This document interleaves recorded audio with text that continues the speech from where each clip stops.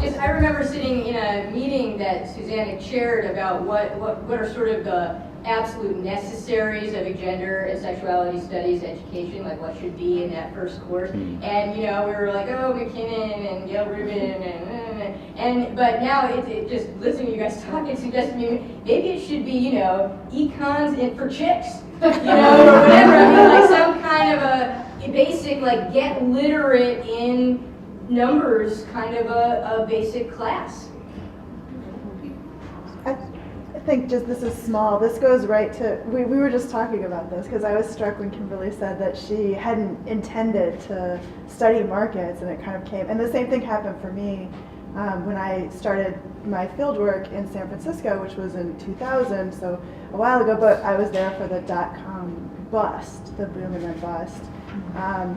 And nothing I had read about SM prepared me to think about it in terms of the generation of markets and the importance of toys and the circulation of commodities and the kinds of people who were, and so this is what embarked me on that project, this sort of the encounter in the field of the interconnections between a kind of late capitalist consumer commodity markets, neoliberal kind of cultural formations, cultural ideologies, and a sense that this is like a sexual minoritarian community where gender and sexual play and performance, where everything is up for grabs. So it was this sort of hotbed of thinking about these all together. But nothing I had read had prepared me for that, because that wasn't how anyone I knew was talking about, anyone I had read in graduate school was talking about SM or sexual minoritarian communities. So yeah, I mean that's why I'm so interested in disrupting that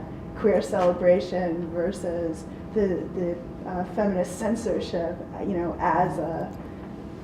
as a way of trying to think about sexual communities today. So, yeah, I don't know if you need numbers for that. Anyone? You don't. Oh, are you going to talk about? First. Because I want to bring it back. So if you want to Please talk, do. okay. So I was just thinking about the idea about the conversations about campus sexual violence and how we are talking about danger and not about pleasure, and it makes me think about how I think the common thread I've been seeing is that victims are fighting so hard to be taken seriously, and they're trying to prove that it isn't about regretted sex, but it's about being victimized by a predator that's not being held accountable for their actions. So the idea that pleasure has to be sort of taken out of the conversation when presenting to folks to convince them that there is a danger that they have gone through. And especially thinking about like me as a Black woman, I'm seen as hypersexual inherently.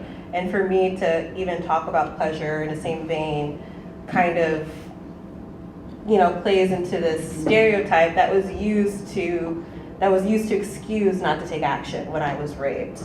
So I think that's a big reason why there's been this framing of like it's been very serious, like these are predators, people are being held accountable, and people don't want to talk about pleasure because there's this idea that you were having fun and this was the consequence, and now you're trying to like erase it or something like that. So I think the idea about part of the reason why so many people are afraid about bringing pleasure into the conversations, that like, well, we want to first convince you that there's danger there, and I went through that. I want to kind of build on that point and also go back to something that was said earlier. I think, I definitely appreciate Toy's point about who can talk about pleasure and in what spaces and how, and the valences of those conversations depending on who is speaking. Speaking of Beyonce, Lena Dunham is really empowered and revolutionary for doing what she's doing on girls, but Beyonce is sending women back by wearing hot pants on stage. There are differences in how these conversations are perceived depending on who is embodying them or speaking about them. And the other thing was, I'd like to speak in defense of potlucks.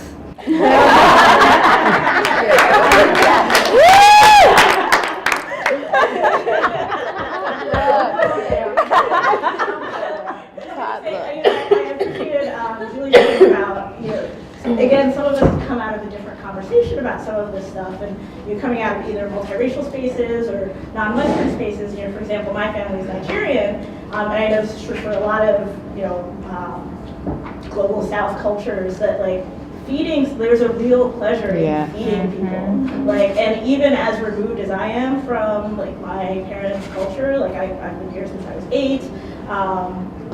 You know, I'm pretty Americanized, but even like I still have that sense when I have people in my house and I feed them. It's really, really satisfying, and that is very much cultural. So.